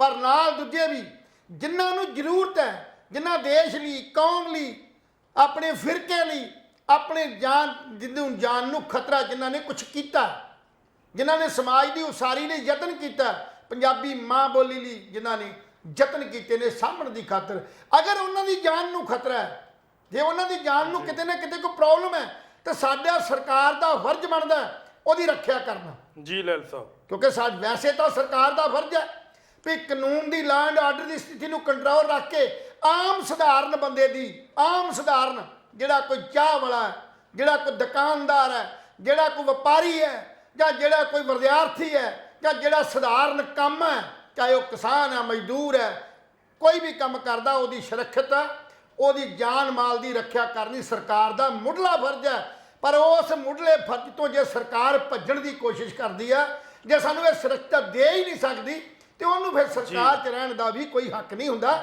ਸੋ ਇਸ ਕਰਕੇ ਸਮਝਦਾਰੀ ਇਹੀ ਹੈ ਵੀ ਸਰਕਾਰ ਇਹ ਤੋਂ ਕੁਝ ਸਬਕ ਸਿੱਖੇ। ਹੋ ਸਕਦਾ ਵੀ ਮੂਸੇਵਾਲੇ ਦੀ ਜਿਹੜੀ ਮੌਤ ਆ ਸਾਡੇ ਲਈ ਇੱਕ ਸਬਕ ਹੋਵੇ, ਔਰ ਸਾਨੂੰ ਸਬਕ ਦੇ ਤੌਰ ਦੇ ਉੱਤੇ ਕੋਈ ਰਾਹ ਦੱਸ ਕੇ ਗਿਆ ਹੋਵੇ। ਇਹ ਸਮਝਣ ਦੀ ਜ਼ਰੂਰਤ ਹੈ। ਲੈਲ ਸਾਹਿਬ, ਪਤਾ ਕੀ ਗੱਲ ਹੈ, ਜਿਹੜੀ ਤੁਸੀਂ ਇਹ ਗੱਲ ਕਹੀ ਹੈ ਨਾ ਵੀ ਸਬਕ ਸਿੱਖੇ, ਹੈ ਨਾ, ਇਹ ਗੱਲ ਹਾਸੇ ਵਾਲੀ ਹੈ। ਹਿੰਦੁਸਤਾਨ ਦੇ ਵਿੱਚ ਪੰਜਾਬ ਦੀ ਜੇ ਆਪਾਂ ਗੱਲ ਕਰੀਏ, ਇੱਥੇ ਕੋਈ ਕਿਸੇ ਤੋਂ ਸਬਕ ਨਹੀਂ ਸਿੱਖਦਾ। ਦੀਪ ਸਿੱਧੂ ਮਰਿਆ, 10-12 ਦਿਨ ਚਰਚਾ ਰਹੀ, ਭੋਗ ਤੱਕ ਲੋਕਾਂ ਨੇ ਦੀਪ ਸਿੱਧੂ ਕਰਾਤੀ। ਹੁਣ ਦੀਪ ਸਿੱਧੂ ਦੀ TRP ਘਟ ਗਈ, ਹੈ ਨਾ, ਲੋਕਾਂ ਦੇ ਵਿੱਚ, ਹੈ ਨਾ, ਹੁਣ ਦੀਪ ਸਿੱਧੂ ਦੀ ਜ਼ਿਕਰ ਘੱਟ ਹੁੰਦਾ। ਹੁਣ ਸਿੱਧੂ ਮੂਸੇਵਾਲਾ, ਉਹਦੀ ਫੈਨ ਫੋਲੋਇੰਗ ਹੋਰ ਵੱਧ ਗਈ, ਇੰਸਟਾਗ੍ਰਾਮ ਤੇ ਹੋਰ ਉਹਦੇ ਮਿਲੀਅਨਸ ਹੋਰ ਸਬਸਕ੍ਰਾਈਬਰ ਹੋ ਗਏ ਜਾਂ ਵਿਊ ਹੋ ਗਏ। ਇਹ ਗੱਲਾਂ ਬਾਅਦ ਦੀਆਂ ਨੇ। ਲੇਕਿਨ ਸਵਾਲ ਇੱਥੇ ਇਹ ਖੜਾ ਹੁੰਦਾ ਹੈ ਕਿ ਪੰਜਾਬ ਦੀ ਜੇ ਆਪਾਂ ਤਰਾਸੀ ਦੀ ਗੱਲ ਕਰੀਏ, ਜਾਂ ਪੰਜਾਬ 'ਚ ਇਕੱਲਾ ਸਿੱਧੂ ਮੂਸੇਵਾਲਾ ਸਿੰਗਰ ਨਹੀਂ ਹੈ, ਹੋਰ ਬੜੇ ਸਿੰਗਰ ਨੇ ਜਿਨ੍ਹਾਂ ਨੂੰ ਧਮਕੀਆਂ ਮਿਲ ਰਹੀਆਂ ਨੇ। ਇਹਦਾ ਮਤਲਬ ਪੰਜਾਬ ਦੇ ਵਿੱਚ ਕੋਈ ਕਾਰੋਬਾਰ ਨਹੀਂ ਕਰ ਸਕਦਾ, ਪੰਜਾਬ 'ਚ ਕੋਈ ਵਪਾਰ ਨਹੀਂ ਕਰ ਸਕਦਾ, ਪੰਜਾਬ 'ਚ ਕੋਈ ਗਾ ਨਹੀਂ ਸਕਦਾ, ਜਿਹਦੇ ਕੋਲੇ ਹੁਣ ਕੀ ਹੋ ਰਿਹਾ ਹੈ। ਹੁਣ ਨਵੇਂ ਗੈਂਗ ਨਿਕਲ ਕੇ ਬਾਹਰ ਆ ਰਹੇ ਨੇ। ਇੱਕ ਗੈਂਗ ਦਾ ਕਹਿਣਾ ਹੈ ਵੀ ਸਿੱਧੂ ਮੂਸੇਵਾਲੇ ਦਾ ਬਦਲਾ ਅਸੀਂ 2 ਦਿਨ 'ਚ ਲਵਾਂਗੇ। ਇੱਕ ਕਹਿੰਦਾ ਸਿੱਧੂ ਮੂਸੇਵਾਲੇ ਦਾ ਅਸੀਂ ਜ਼ਿੰਮੇਵਾਰ ਆ, ਦੂਜਾ ਕਹਿੰਦਾ ਅਸੀਂ ਜ਼ਿੰਮੇਵਾਰ ਨਹੀਂ। ਕਹਿਣ ਦਾ ਮਤਲਬ ਮੇਰਾ ਇਹ ਹੈ ਕਿ ਪੰਜਾਬ ਪੁਲਿਸ ਚੰਗੀ ਤਰ੍ਹਾਂ ਜਾਣਦੀ ਹੈ, ਪੰਜਾਬ ਸਰਕਾਰ ਚੰਗੀ ਤਰ੍ਹਾਂ ਜਾਣਦੀ ਹੈ ਵੀ ਗੈਂਗਵਾਰ ਕਿਸੇ ਵੇਲੇ ਵੀ ਹੋ ਸਕਦੀ ਹੈ। ਸਿੱਧੂ ਮੂਸੇਵਾਲੇ ਦੇ ਮਰਨ ਤੋਂ ਬਾਅਦ ਇਹ ਗੈਂਗਸਟਰ ਆਪਸ ਵਿੱਚ ਭਿੜ ਸਕਦੇ ਨੇ, ਇੱਕ ਦੂਜੇ ਦੇ ਕਤਲੋ ਗਾਰਤ ਕਰ ਸਕਦੇ ਨੇ। ਹੁਣ ਪੰਜਾਬ ਦਾ ਮਾਹੌਲ ਦੀ ਮੈਂ ਤੁਹਾਨੂੰ ਇੱਕ ਤਾਜ਼ਾ ਉਦਾਹਰਨ ਦਿੰਦਾ। ਅੱਜ ਦੀ ਹੁਣ ਕੀ ਹੋ ਗਿਆ? ਅੱਗੇ ਚੰਬਲ ਦੇ ਵਿੱਚ ਹੁੰਦਾ ਸੀ, ਜਦੋਂ ਚੰਬਲ ਤੁਸੀਂ ਸੁਣਿਆ ਹੋਣਾ ਜਿੱਥੇ ਬਿਲਕੁਲ ਯੂਪੀ ਦਾ ਉਹ ਮਤਲਬ ਜਿਹੜਾ ਸਟੇਟ ਹੈ, ਮਤਲਬ ਇੱਕ ਹਿੱਸਾ ਹੈ, ਜ਼ਿਲ੍ਹੇ ਨੇ ਜਿੱਥੇ ਡਾਕੂ ਮਲਖਾਨ ਸਿੰਘ ਔਰ ਫੂਲਨ ਦੇਵੀ ਜਿਹੜੀ ਆਪਣਾ ਰਾਜ ਕਰਦੀ ਸੀ। ਜਿੱਥੇ ਡਾਕੂ ਘੋੜਿਆਂ ਤੇ ਜਾਂਦੇ ਨੇ, ਲੁੱਟਦੇ ਨੇ ਤੇ ਉਹ ਆ ਜਾਂਦੇ ਨੇ। ਹੁਣ ਪੰਜਾਬ 'ਚ ਹੋਣ ਲੱਗ ਗਿਆ। ਤਾਜ਼ਾ ਉਦਾਹਰਨ ਮੈਂ ਤੁਹਾਨੂੰ ਦੇਣ ਲੱਗਿਆ। ਅੱਜ ਲੁਧਿਆਣਾ ਲਾਡੋਵਾਲ ਰੋਡ ਤੇ ਕੀ ਹੋਇਆ? 3 ਨੌਜਵਾਨਾਂ ਨੇ ਪਿਸਤੌਲ ਦੀ ਨੋਕ ਤੇ PRTC ਜਿਹੜੀ ਕਿ ਸਰਕਾਰ ਦੀ ਬੱਸ ਹੈ PRTC, ਉਹਨੂੰ ਲੁੱਟ ਲਿਆ ਸ਼ਰੇਆਮ ਦਿਨ ਦਿਹਾੜੇ।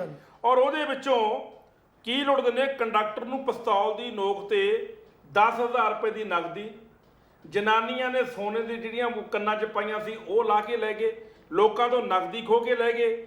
ਔਰ ਤੁਸੀਂ ਯਕੀਨ ਮੰਨੋਗੇ ਕਈ ਘੰਟੇ ਉੱਥੇ ਜਿਹੜਾ ਹੈਗਾ ਉਹ ਜਾਮ ਰਿਹਾ, ਜਿਹਦੇ ਵਿੱਚ ਹੁਣ ਤੁਹਾਨੂੰ ਮੈਂ ਦੱਸਦਾ, ਐਕਟਿਵਾ ਸਵਾਰ ਤੇ ਮੋਟਰਸਾਈਕਲ ਤੇ ਐਕਟਿਵਾ ਸਵਾਰ ਬੰਦੇ ਆਏ ਸੀਗੇ।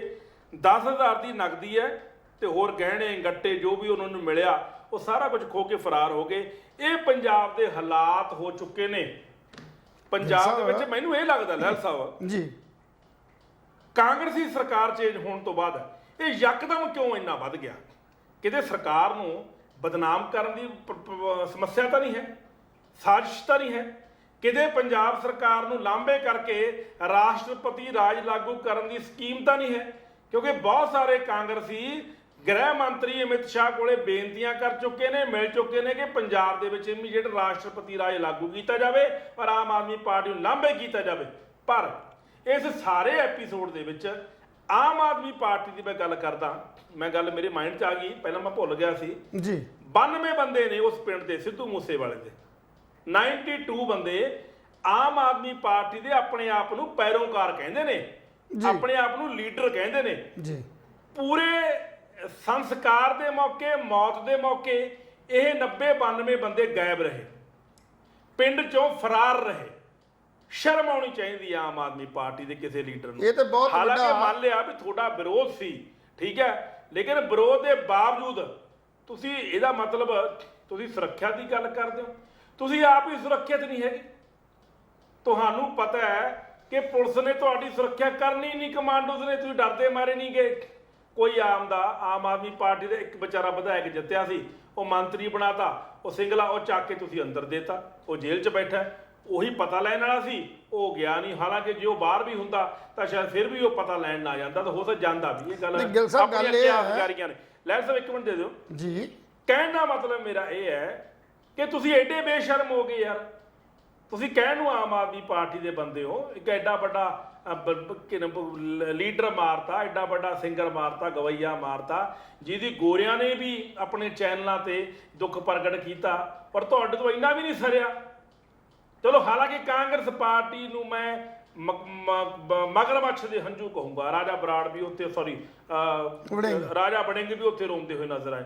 ਦੁੱਖ ਹੋ ਸਕਦਾ, ਮੈਨੂੰ ਪਤਾ ਹੈ, ਦੁੱਖ ਹੁੰਦਾ ਵੀ ਹੈ, ਕਿਉਂਕਿ ਨੌਜਵਾਨ ਆਗੂ ਸੀ, ਮਰ ਗਿਆ, ਉਹਦਾ ਫੇਵਰਟ ਵੀ ਸੀਗਾ।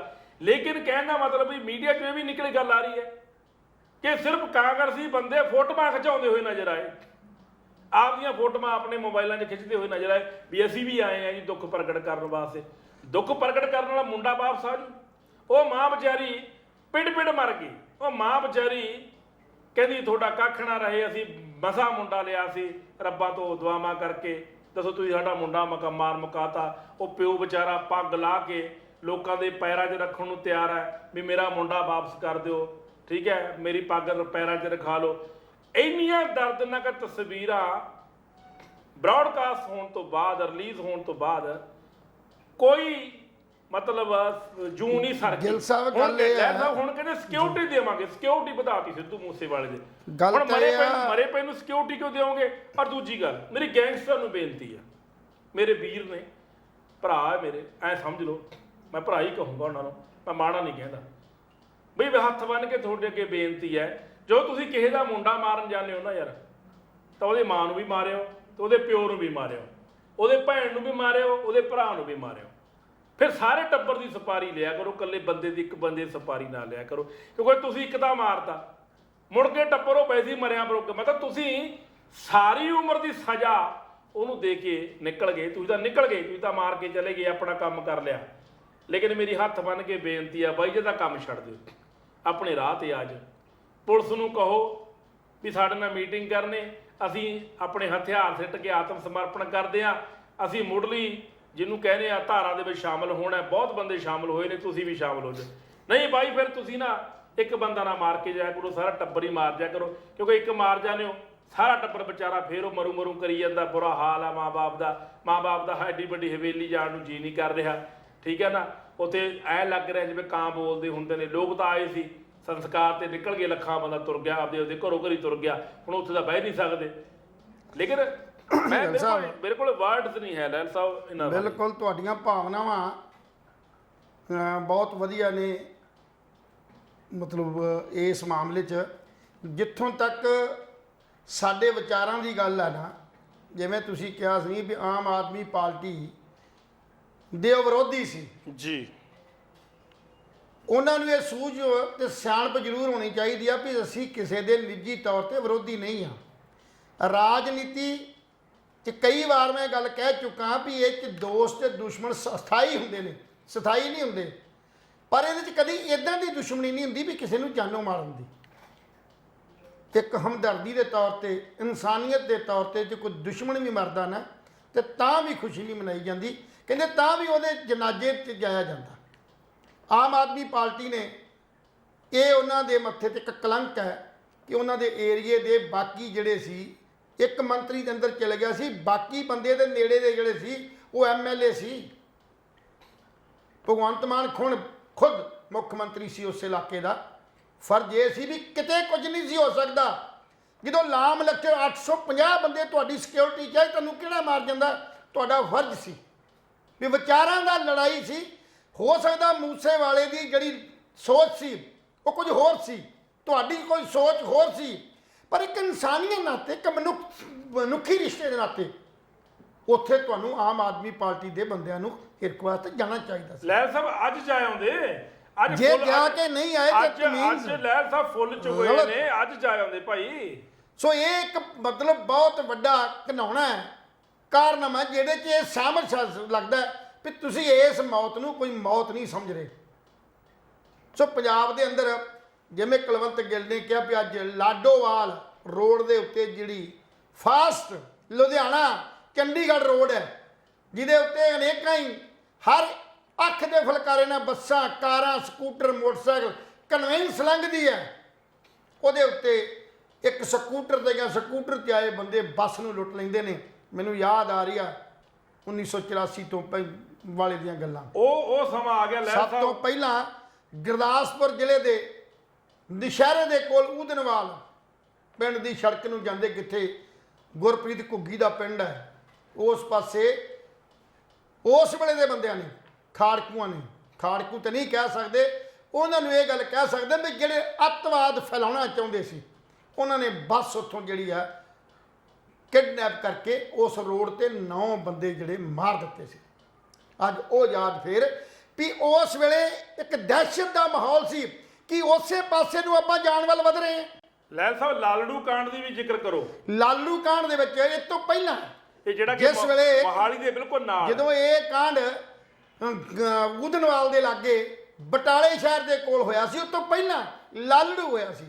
ਪਰ ਸਾਡੀ ਸਰਕਾਰ ਉਸ ਵੇਲੇ ਜਿਹੜੀ ਕਾਂਗਰਸ ਸੀ, ਉਦੋਂ ਸਬਕ ਨਹੀਂ ਸੀ ਉਸ ਵੇਲੇ ਸਿੱਖਿਆ ਉਹਨੇ, ਔਰ ਦੂਸਰਾ ਕਾਂਡ ਹੋਇਆ। ਅੱਜ ਅਜੇ ਕਾਂਡ ਦੇ ਉੱਥੇ ਅਜੇ ਲਾਟਾਂ ਬਲ ਰਹੀਆਂ ਸੀ ਤੇ ਦੂਜੇ ਪਾਸੇ ਜਿਹੜੀ ਬੱਸ ਉਹ ਕਿਡਨੈਪ ਹੋ ਰਹੀ ਸੀ। ਇਹ ਸਰਕਾਰ ਤੇ ਧੱਬਾ ਨਹੀਂ ਤੇ ਹੋਰ ਕੀ ਹੈ। ਦੂਜੀ ਗੱਲ ਆਪਾਂ ਕਰਦੇ ਆ ਵੀ ਇੱਥੋਂ ਦਾ ਮਾਹੌਲ ਖਰਾਬ ਕਰਦੀਆਂ ਹੋ ਸਕਦਾ ਰਾਜਸੀ ਪਾਰਟੀਆਂ ਦੀ ਕੋਈ ਚਾਲ ਹੋਵੇ, ਪਰ ਸਵਾਲ ਤੇ ਇਸ ਗੱਲ ਦਾ ਵੀ ਸਾਡੇ ਕੋਲ ਤਾਂ ਰਾਜ ਗੱਦੀ ਹੈ, ਅਸੀਂ ਕਾਹਦੇ ਲਈ ਗੱਦੀ ਸਾਂਭੀ ਸੀ? ਇਸ ਕਰਕੇ ਥੋੜੀ ਸਾਂਭੀ ਸੀ ਵੀ ਬਾਹਰ ਦੇ ਬੰਦੇ ਜਿਹੜੇ ਨੇ ਉਹ ਇਦਾਂ ਦੀਆਂ ਅਟੈਕ ਕਰਾਉਂਦੇ ਫਿਰਨ। ਇਹ ਗੱਲ ਤਾਂ ਆਪਾਂ ਪਹਿਲਾਂ ਹੀ ਗੱਲ ਗਿੱਲ ਸਾਹਿਬ ਕਹੀ ਸੀ ਵੀ ਰਾਜ ਗੱਦੀ ਹਥਿਆ ਲੈਣੀ ਬਹੁਤ ਸੌਖੀ ਹੈ, ਸਾਹਮਣੀ ਬੜੀ ਔਖੀ ਹੈ। ਉਹਨੂੰ ਸਾਹਮਣਾ ਬਹੁਤ ਔਖਾ, ਚਲਾਉਣਾ ਬਹੁਤ ਔਖਾ ਲੰਮੇ ਸਮੇਂ ਲਈ। ਸੋ ਜੇ ਤੁਸੀਂ ਲੰਮੇ ਸਮੇਂ ਲਈ ਚਲਾ ਹੀ ਨਹੀਂ ਪਾ ਰਹੇ, ਤੁਹਾਨੂੰ ਇਹ ਸਮਝਦਾਰੀ ਨਹੀਂ ਆ ਰਹੀ, ਤੇ ਫਿਰ ਥਾਂ ਥਾਂ ਦੇ ਉੱਤੇ ਘਟਨਾਵਾਂ ਵਾਪਰੀਆਂ, ਕਿਸੇ ਨੂੰ ਦੋਸ਼ ਕਿਉਂ ਦਿੰਦੇ ਹੋ? ਤੁਹਾਡੇ ਘਰ ਚੋਰੀ ਹੋਈ ਆ, ਤੁਸੀਂ ਆਪਣੀ ਸੁਰੱਖਿਆ ਤੇ ਕਿਤੇ ਨਾ ਕਿਤੇ ਕਮੀ ਰੱਖੀ ਹੈ ਤੇ ਚੋਰੀ ਹੋਈ ਆ। ਜੇ ਤੁਸੀਂ ਅੱਖਾਂ ਖੋਲ ਕੇ, ਕੰਨ ਖੋਲ ਕੇ ਆਪਣੀ ਸੇਫਟੀ ਕੀਤੀ ਹੁੰਦੀ ਤੇ ਚੋਰੀ ਨਾ ਹੁੰਦੀ। ਜੇ ਅੱਜ ਵੱਖ-ਵੱਖ ਕਿਤੇ ਜਿਹੜੀਆਂ ਗੱਲਾਂ ਹੋ ਰਹੀਆਂ ਨੇ ਜਾਂ ਪੁਰਾਣੀਆਂ ਆਪਾਂ ਸੋਚ ਲੈਂਦੇ ਵੀ ਸਰਕਾਰ ਦੇ ਵੇਲੇ ਇਹ ਗੱਲ ਹੋਈ ਸੀ ਵੀ ਜੇ ਸਰਕਾਰ ਨਾ ਸਾਂਭੀ ਗਈ ਤੇ ਦੂਜੀਆਂ ਧਿਰਾਂ ਜਿਹੜੀਆਂ ਇੱਥੇ ਰਾਸ਼ਟਰਪਤੀ ਦੀ ਜਿਹੜੀ ਹੈ ਉਹ ਗਵਰਨਰੀ ਰਾਜ ਦੀ ਮੰਗ ਕਰਨਗੇ। ਲੈਣ ਸਾਹਿਬ ਮੈਂ ਤੁਸੀਂ ਗੱਲ ਕੰਟੀਨਿਊ ਰੱਖਿਓ, ਮੈਂ ਆਪਣਾ ਵਿਚਾਰ ਦੱਸਾਂ ਜੀ। ਰਾਸ਼ਟਰਪਤੀ ਰਾਜ ਲੱਗਣਾ ਚਾਹੀਦਾ ਪੰਜਾਬ 'ਚ। ਸੋ ਪਰਮਾਤਮਾ ਦੀ ਕਸਮ, ਜਿੰਨਾ ਕਿ ਮੈਂ ਕਹਿੰਦਾ ਮੈਂ ਸਤਿਆ ਹੋਇਆ ਨਾ, ਮੈਂ ਅੱਕਿਆ ਹੋਇਆ, ਮੈਂ ਤੁਸੀਂ ਨਾ ਇਸ ਗੱਲ ਦਾ ਮੇਰਾ ਵਿਰੋਧ ਕਰਦੇ ਸੀ ਜਦੋਂ ਮੈਂ ਕਿਹਾ ਸੀ ਵੀ ਨਹੀਂ ਯਾਰ ਆਮ ਆਦਮੀ ਪਾਰਟੀ ਨੂੰ ਵੋਟਾਂ ਪਾਵਾਂਗੇ, ਹਨਾ ਆਪਾਂ ਸੁਖਬੀਰ ਨੂੰ ਵੀ ਲਾਂਭੇ ਕਰ ਦਿਆਂਗੇ, ਕੈਪਟਨ ਨੂੰ ਵੀ ਲਾਂਭੇ ਕਰ, ਮੈਂ ਵੀ ਕਹਿੰਦਾ ਸੀ ਜੀ। ਪਰ ਮੈਂ ਹੁਣ ਇਹ ਸੋਚਦਾ ਕਿ ਯਾਰ ਮੇਰਾ ਫੈਸਲਾ ਹੋ ਗਲਤ ਸੀ। ਸਵਾਲ ਇਹ ਨਹੀਂ ਗਲਤ, ਤੁਹਾਡਾ ਫੈਸਲਾ ਨਹੀਂ ਗਲਤ, ਕਿਉਂਕਿ ਤੁਸੀਂ ਵੀ ਇਸੇ ਸਮਾਜ ਦੇ ਇੱਕ ਹਿੱਸੇ ਹੋ, ਇਸੇ ਸਮਾਜ ਦੇ ਹਿੱਸੇ ਹੋ। ਰੰਗ ਬਰੰਗੀਆਂ ਸਰਕਾਰਾਂ ਜਿੰਨੀਆਂ ਮਰਜ਼ੀ ਆ ਜਾਣ, ਮੈਂ 20 ਵਾਰ ਕਹਿ ਚੁੱਕਾ ਵੀ ਤੁਸੀਂ ਹਕੂਮਤ ਬਦਲਦੇ ਹੋ 5 ਸਾਲ ਬਾਅਦ, ਹਕੂਮਤ ਸਰਕਾਰ ਨਹੀਂ ਬਦਲਦੇ। ਸਰਕਾਰ ਜਿੱਦਣ ਬਦਲੇਗੀ ਨਾ ਉਦਣ ਇੱਥੇ ਇਨਕਲਾਬ ਆਏਗਾ, ਉੱਥੇ ਸਮਾਜਵਾਦ ਆਏਗਾ, ਤੁਹਾਡੀ ਆਪਣੀ ਸਰਕਾਰ ਆਏਗੀ, ਤੁਸੀਂ ਆਪ ਉਸ ਸਰਕਾਰ ਦੀ ਸਥਾਪਨਾ ਕਰਨੀ ਆ, ਉਸ ਵੇਲੇ ਤੁਹਾਡੇ ਆਪਣੇ ਕਾਨੂੰਨ ਹੋਣੇ ਆ। ਅੱਜ ਤੁਸੀਂ ਸਿਰਫ ਤੇ ਬੰਦੇ ਬਦਲੇ ਨੇ, ਹਕੂਮਤ ਬਦਲੀ ਆ 5 ਸਾਲ ਬਾਅਦ, ਜਿਹਨੂੰ ਆਪਾਂ ਲੋਕਤੰਤਰ ਦਾ ਥੰਮ ਕਹਿੰਦੇ ਆ। ਸਾਡੇ ਲੋਕਤੰਤਰ ਦੇ ਵਿੱਚ ਆ, ਲੋਕਤੰਤਰ ਤੇ ਵੀ ਲੋਕਾਂ ਦਾ ਤੰਤਰ ਹੋਵੇ, ਲੋਕ ਇਹਨੂੰ ਚਲਾਉਣ, ਪਰ ਸਾਡਾ ਇਹ ਲੋਕਤੰਤਰ ਨਹੀਂ ਹੈ, ਅੱਖਰਾਂ 'ਚ ਹੈ, ਚਲਾਉਂਦੇ ਕੁਝ ਹੋਰ ਨੇ। ਸੋ ਇਸ ਕਰਕੇ ਜੇ ਸਿਸਟਮ 'ਚ ਕੋਈ ਕਮੀ ਹੈ ਤਾਂ ਸਾਡੀ ਰਾਜਸੀ ਧਿਰ ਦੇ ਵਿੱਚ ਹੈ, ਤੇ ਰਾਜਸੀ ਧਿਰ ਇਸ ਵੇਲੇ ਪੰਜਾਬ ਦੇ ਅੰਦਰ ਆਮ ਆਦਮੀ ਪਾਰਟੀ ਚਲਾ ਰਹੀ ਹੈ। ਔਰ ਆਮ ਆਦਮੀ ਪਾਰਟੀ ਦੇ 92 MLA ਚੁਣੇ ਹੋਣ, ਉਹ ਟੀਮ ਇੰਨੀ ਸਟਰੋਂਗ ਹੋਵੇ ਤੇ ਉਹ ਟੀਮ ਕੋਈ ਜਸਟੀਫਾਈ ਨਾ ਕਰ ਸਕਦੀ ਹੋਵੇ, ਕੋਈ ਰੋਡ ਮੈਪ ਤਿਆਰ ਨਾ ਕਰ ਸਕਦੀ ਹੋਵੇ, ਇਹ ਉਹਨਾਂ ਦੀ ਕਮਜ਼ੋਰੀ ਹੈ। ਕਿਉਂਕਿ ਅਸੀਂ ਚੁਣੇ ਤਾਂ ਸੀ ਵੀ ਸਾਡੇ ਏਰੀਏ ਨੂੰ ਇਹ ਬੰਦਾ ਸਹੀ ਢੰਗ ਦੀ ਸੋਚ ਤੇ ਸਮਝ ਦੇ ਸਕਦਾ, ਰੀਪ੍ਰੈਜ਼ੈਂਟ ਕਰੇਗਾ, ਸਾਨੂੰ ਰੀਪ੍ਰੈਜ਼ੈਂਟ ਕਰੇਗਾ। ਕਿੱਥੇ? ਕਾਨੂੰਨ ਕਾਨੂੰਨੀ ਸਭਾ ਦੇ ਵਿੱਚ, ਵਿਧਾਨ ਸਭਾ ਦੇ ਵਿੱਚ। ਪਰ ਅਸੀਂ ਕਾਨੂੰਨ ਕਾਨੂੰਨੀ ਕੀ ਕਰਨੀ ਸੀ? ਅਸੀਂ ਤਾਂ ਥੱਲੇ ਉਲਝ ਗਏ, ਥਾਣਿਆਂ 'ਚ, ਬਿਜਲੀ ਘਰਾਂ 'ਚ, ਸਕੂਲਾਂ 'ਚ, ਜਿੱਥੇ ਕਿ ਅਸੀਂ ਇੱਕ ਅਥਰਾਈਜ਼ ਨਹੀਂ ਹੈ ਵੀ ਇਸ ਗੱਲ ਕੰਮ ਕਰਨ ਨੂੰ। ਡਿਪਾਰਟਮੈਂਟ ਨੂੰ ਮਜ਼ਬੂਤੀ ਦੇਣੀ ਸੀ, ਅਸੀਂ ਉੱਥੋਂ ਦਾ ਸਿਸਟਮ ਨੂੰ ਮਜ਼ਬੂਤ ਕਰਨਾ ਸੀ, ਪਰ ਮਜ਼ਬੂਤ ਨਹੀਂ ਕਰ ਸਕੇ। ਅਸੀਂ ਉੱਥੇ ਕਲਚਰ ਇਦਾਂ ਦਾ ਪੈਦਾ ਕਰ ਦਿੱਤਾ ਕਿ ਡਰ ਬਣਾਉਣ ਦੀ ਕੋਸ਼ਿਸ਼ ਕੀਤੀ, ਡਰ ਪੈਦਾ ਕਰਨ ਦੀ ਕੋਸ਼ਿਸ਼ ਕੀਤੀ। ਕਦੇ ਵੀ ਡਰ ਦੇ ਨਾਲ ਮਸਲੇ ਹੱਲ ਨਹੀਂ ਹੋਣ ਵਾਲੇ। ਇੱਕ ਦਫ਼ਤਰ 'ਚ ਤੁਸੀਂ ਧੱਕੇ ਨਾਲ ਚਲੋ, ਚੱਲ ਛਾਪਾ ਮਾਰ ਲਿਆ, ਉਹ ਇੱਕ ਦਿਨ ਵਾਸਤੇ ਬੰਦਾ ਐਬਸੈਂਟ ਹੋ ਗਿਆ, ਸਸਪੈਂਡ ਕਰਤਾ, ਕੀ 24 ਘੰਟੇ ਤੁਸੀਂ ਬੈਠੇ ਰਹੋਗੇ ਉੱਥੇ? ਇੱਕ ਦਿਨ ਦੇ ਡਰ ਤੋਂ ਬਾਅਦ ਤੀਸਰੇ ਦਿਨ ਫਿਰ ਉਹੀ ਕਾਰਵਾਈ ਚੱਲੇਗੀ ਜਿਵੇਂ ਚੱਲਦੀ ਸੀ ਪਹਿਲਾਂ। ਕਿਵੇਂ ਕੰਟਰੋਲ ਕਰੋਗੇ? ਕੰਟਰੋਲ ਕਰਨੀ ਸਾਡੇ ਸਿਸਟਮ ਨੂੰ ਬਦਲਣਾ ਪਏਗਾ, ਮਾਨਸਿਕ ਤੌਰ ਤੇ ਲੋਕਾਂ ਨੂੰ ਤਿਆਰ ਕਰਨਾ ਪਏਗਾ। ਸੋ ਇਹ ਜਿਹੜੇ ਹਾਲਾਤ ਪੈਦਾ ਹੋ ਰਹੇ ਨੇ, ਇਹ ਉਸ ਹਾਲਾਤਾਂ ਨੂੰ ਫਿਰ ਸਾਡੀ ਜਿਹੜੀ ਇੱਕ ਵਾਰੀ ਯਾਦ ਕਰਾ ਦਿੰਦੇ ਆ ਵੀ ਜਿਹੜੀਆਂ ਬੱਸਾਂ ਲੁੱਟਣੀਆਂ, ਔਰ ਉਸ ਸੜਕ ਦੇ ਉੱਤੇ ਜਿਹੜੀ ਸੜਕ 24 ਘੰਟੇ ਚੱਲਦੀ ਹੋਵੇ, ਤਾਂ ਫਿਰ ਕਿਹਦੇ ਤੋਂ ਤੁਸੀਂ ਆਪਣੀ ਜਿਹੜੀ ਸੁਰੱਖਿਆ ਦੀ ਆਸ ਕਰਦੇ ਹੋ? ਸੋ ਭਗਵੰਤ ਮਾਨ ਜੀ, ਤੁਸੀਂ ਬਗਾਨਿਆਂ ਹੋਰਨਾਂ ਬੰਦਿਆਂ ਤੇ ਵੱਖਰੀ ਗੱਲ ਹੈ ਕਿ ਆਮ ਆਦਮੀ ਪਾਰਟੀ ਦੇ ਕਨਵੀਨਰ ਕੇਜਰੀਵਾਲ ਸਾਹਿਬ ਨੇ, ਤੁਸੀਂ ਕੇਜਰੀਵਾਲ ਸਾਹਿਬ ਤੋਂ ਪਾਰਟੀ ਨੂੰ ਚਲਾਉਣ ਲਈ ਅਲੱਗ ਤੌਰ ਤੇ ਡਿਸਾਈਡ ਕਰ ਸਕਦੇ ਹੋ, ਪਰ ਸਟੇਟ ਤੇ ਤੁਸੀਂ ਚਲਾਉਣੀ ਹੈ। ਉਹ ਕਿਸੇ ਨੇ ਕਿਹਾ ਸੀ ਸਟੇਜ ਤੇ ਸਟੇਜ 'ਚ ਫਰਕ ਹੈ। ਸਟੇਜ ਜਦੋਂ ਮਰਜ਼ੀ ਚਲਾ ਲਓ, ਤੁਸੀਂ ਚਲਾ ਵੀ ਰਹੇ ਹੋ ਆਪਣੇ ਇੱਥੇ ਨਵਾਂ ਖੋਲ ਕੇ ਸਟੂਡੀਓ। ਪੱਤਰਕਾਰਾਂ ਤੋਂ ਤੁਸੀਂ ਮੂੰਹ ਛਪਾਉਂਦੇ ਫਿਰਦੇ ਹੋ। ਪੱਤਰਕਾਰਾਂ ਤੋਂ ਮੂੰਹ ਛਪਾ ਕੇ ਮਸਲੇ ਨਹੀਂ ਹੱਲ ਹੋਣੇ, ਕਿਉਂਕਿ ਜਦੋਂ ਤੁਸੀਂ ਟਾਕ ਟੂ ਟਾਕ ਜਾਓਗੇ, ਕਿਸੇ ਨਾਲ ਮੇਲ ਜੋਲ ਰੱਖੋਗੇ, ਤੇ ਹੋ ਸਕਦਾ ਉਹਨਾਂ 'ਚ 4 ਬੰਦਿਆਂ 'ਚੋਂ ਕੋਈ ਇੱਕ ਬੰਦਾ ਵੀ ਸਿਆਣਾ ਤੁਹਾਨੂੰ ਸਮਝ ਦੇ ਸਕਦਾ ਹੈ, ਸੂਝ ਦੇ ਸਕਦਾ ਹੈ। ਇਹ ਕੋਈ ਜ਼ਰੂਰੀ ਨਹੀਂ ਕਿ ਇੱਕ ਬੁਲਾਰਾ ਜਿਹੜਾ ਉਹ ਬਹੁਤ ਸਮਝਦਾਰ ਹੋਏਗਾ, ਹੋ ਸਕਦਾ ਸਰੋਤਾ ਵੀ ਸਿਆਣਾ ਹੋਵੇ ਪਰ ਉਹ ਬੋਲ ਨਾ ਸਕਦਾ ਹੋਵੇ। ਬੁਲਾਰੇ ਨਾਲੋਂ ਸਰੋਤੇ ਸਿਆਣੇ ਹੁੰਦੇ ਨੇ, ਪਰ ਅਸੀਂ ਉਹਨਾਂ ਸਰੋਤਿਆਂ ਦੀ ਸਲਾਹ ਲੈਣ ਨੂੰ ਤਿਆਰ ਨਹੀਂ, ਕਿਉਂਕਿ ਅਸੀਂ ਬੁਲਾਰੇ ਹਾਂ, ਅਸੀਂ ਬਹੁਤ ਆਪਣੇ ਨੂੰ ਸਿਆਣੇ ਸਮਝਦੇ ਹਾਂ। ਜੀ ਬਿਲਕੁਲ। ਸੋ ਕਹਿਣ ਦਾ ਭਾਵ ਹੈ ਸਾਡਾ ਸਿਸਟਮ ਜਿਹੜਾ ਇਦਾਂ ਦਾ ਤੁਸੀਂ ਕਰ ਦਿੱਤਾ। ਦੂਸਰੀ ਗੱਲ ਜਿਹੜੀ ਰਹੀ ਕੇਜਰੀਵਾਲ ਸਾਹਿਬ ਦੀ, ਕੇਜਰੀਵਾਲ ਸਾਹਿਬ ਆਪਣਾ ਦਬਾਅ ਪੰਜਾਬ 'ਚ ਬਣਾਉਣ ਦੀ ਕੋਸ਼ਿਸ਼ ਕਰ ਰਹੇ ਨੇ। ਬਿਲਕੁਲ। ਉਸ ਦਬਾਅ ਨੂੰ ਘਟਾ ਕੇ ਤਾਂ ਤੁਸੀਂ ਪੰਜਾਬ ਦੀ ਸਰਜ਼ਮੀਨ ਵੱਲ ਵੇਖੋ, ਪੰਜਾਬ ਦੇ ਫੈਸਲੇ ਪੰਜਾਬ 'ਚ ਕਰੋ, ਨਾ ਕਿ ਕਿਸੇ ਦੂਸਰੇ ਤੋਂ ਇਸ ਗੱਲ ਦੀ ਸਹਾਇਤਾ ਲਓ, ਸਲਾਹ ਲਓ, ਮੰਨੋ। ਕਿਉਂਕਿ ਜਿਹੜਾ ਬੰਦਾ ਆਪਣੇ ਸਟੇਟ 'ਚ ਇਹ ਗੱਲ ਨਹੀਂ ਕਰ ਸਕਦਾ, ਤੁਹਾਡੀ ਸਟੇਟ ਕਿਵੇਂ ਚਲਾ ਸਕਦਾ? ਬਿਲਕੁਲ। ਉਹ ਤੇ ਆਪਣੇ ਡਰ ਨੂੰ, ਇਸ ਵੇਲੇ ਉਹਦੇ ਮਨ 'ਚ ਡਰ ਹੈ ਕਿ ਜਿਹੜਾ ਦਿੱਲੀ ਦੇ ਵਿੱਚ ਭਾਜਪਾ ਦੀ ਸਰਕਾਰ ਨੇ ਦਿੱਲੀ ਦੀਆਂ ਤਿੰਨੇ ਜਿਹੜੀਆਂ ਕਾਉਂਸਲਸ ਤੋੜ ਕੇ, ਉੱਥੋਂ ਦੀਆਂ ਕਾਰਪੋਰੇਸ਼ਨਾਂ ਤੋੜ ਕੇ ਸਿਰਫ ਇੱਕ ਮੈਟਰੋ ਜਿਹੜੀ ਹੈਗੀ ਆ ਉਹ ਇੱਕ ਕਾਉਂਸਲ ਬਣਾਉਣ ਦਾ, ਉਹ ਜਿਹੜਾ ਕਾਰਪੋਰੇਸ਼ਨ ਬਣਾਉਣ ਦਾ ਡਿਸਾਈਡ ਕਰ ਲਿਆ। ਔਰ ਆਉਣ ਵਾਲੇ ਦਿਨਾਂ ਦੇ ਵਿੱਚ ਦਿੱਲੀ ਵਿਧਾਨ ਸਭਾ ਟੁੱਟ ਜਾਏਗੀ, ਖਤਮ ਕਰ ਦਿੱਤੀ ਜਾਏਗੀ, ਔਰ ਉਹਦੀ ਜਗ੍ਹਾ ਤੇ ਸਿਰਫ ਇੱਕ ਉੱਥੇ ਜਿਹੜੀ ਆ ਉਹ ਕਾਉਂਸਲ ਜਿਹੜੀ ਹੈਗੀ ਆ ਉਹ ਕਾਰਪੋਰੇਸ਼ਨ ਬਣ ਜਾਵੇਗੀ। ਔਰ ਕਾਰਪੋਰੇਸ਼ਨ ਤੋਂ ਬਣਨ ਤੋਂ ਬਾਅਦ ਉਹ ਸਿੱਧੇ ਦਾ ਸਿੱਧਾ ਕੇਂਦਰੀ ਸ਼ਾਸਿਤ ਪ੍ਰਦੇਸ਼ ਬਣ ਜਾਏਗਾ। ਔਰ ਉਸ ਖਤਰੇ ਕਰਕੇ ਹੀ ਕੇਜਰੀਵਾਲ ਪੰਜਾਬ ਦੀ ਧਰਤੀ ਤੇ ਆਪਣਾ ਜਿਹੜਾ ਰੋਬ ਜਮਾਉਣਾ ਚਾਹੁੰਦਾ, ਜਿਹਦੇ ਵਾਸਤੇ ਆਪਣੇ ਕੁਝ ਚੰਦ ਲੋਕ ਜਿਨ੍ਹਾਂ 'ਚ ਰਾਘਵ ਚੱਡਾ ਵਰਗੇ ਜਾਂ ਜਿਹੜੇ ਰਾਜ ਸਭਾ ਦੇ ਵਿੱਚ ਭੇਜੇ ਹੋਏ ਬੰਦੇ ਨੇ, ਉਹ ਆਪਣੀ ਮਤਲਬ ਸੋਚ ਨੂੰ ਪ੍ਰਣਾਉਣ ਵਾਸਤੇ ਜਿਹੜਾ ਧੱਕੇ ਨਾਲ ਉੱਥੇ ਜਿਹੜਾ ਵਰਕ ਕੀਤਾ ਜਾ ਰਿਹਾ। ਸੋ ਸਾਡੀ ਭਗਵੰਤ ਮਾਨ ਨੂੰ ਬੇਨਤੀ ਇਹ ਹੈ ਵੀ ਸਾਰੇ ਵੈਰ ਵਿਰੋਧ ਛੱਡ ਕੇ ਇਹ ਮਤ ਸੋਚੋ ਵੀ ਉਹ ਅਕਾਲੀ ਦਲ ਦਾ, ਉਹ ਕਾਂਗਰਸ ਦਾ, ਉਹ ਕਿਸੇ ਹੋਰ ਪਾਰਟੀ ਦਾ। ਹੁਣ ਤੁਸੀਂ ਸਾਰੇ ਪੰਜਾਬ ਦੇ ਮੁੱਖ ਮੰਤਰੀ ਹੋ ਤੇ ਤੁਹਾਡੇ ਮੁੱਖ ਮੰਤਰੀ ਦੀ ਜਿਹੜੀ ਆਮ ਆਦਮੀ ਸਰਕਾਰ ਦੇ ਐਮਐਲਏ ਉਹ ਸਾਡੇ ਇਸ ਵੇਲੇ ਰਖਵਾਲੇ ਨੇ। ਸੋ ਉਹਨਾਂ ਨੂੰ ਐਕਟਿਵ ਕਰਨ ਦੀ ਲੋੜ ਹੈ ਔਰ ਉਹਨਾਂ ਨੂੰ ਸਟ੍ਰੈਟਜੀ ਤਿਆਰ ਕਰਨ ਦੀ ਲੋੜ ਹੈ।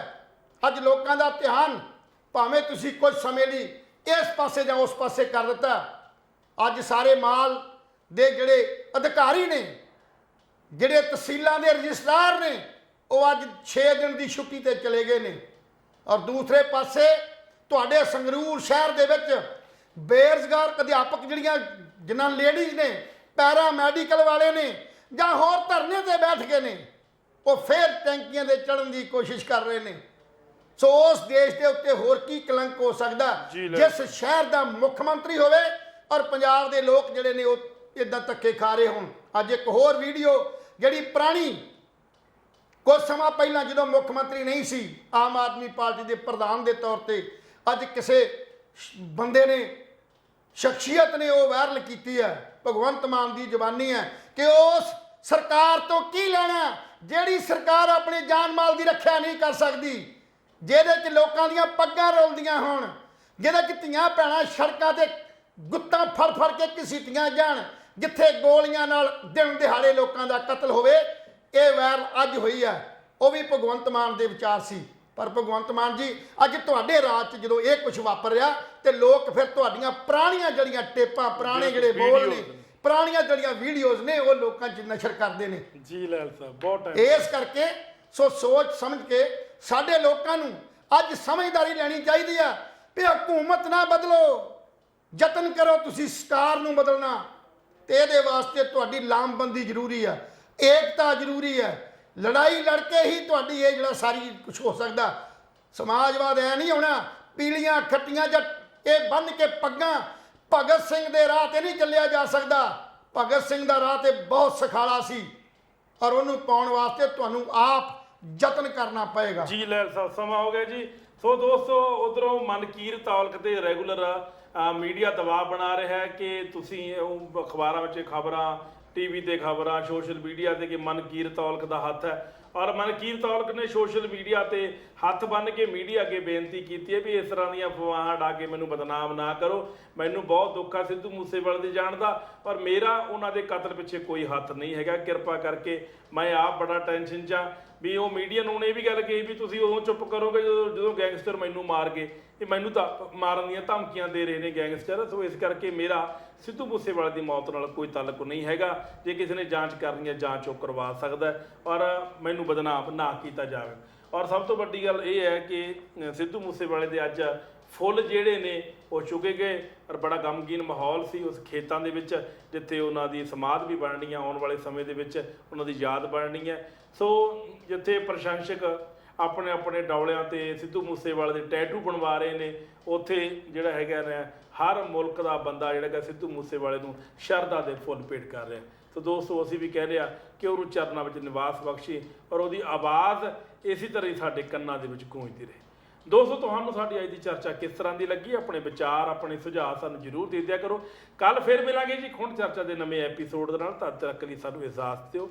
ਰੱਬ ਰਾਖਾ।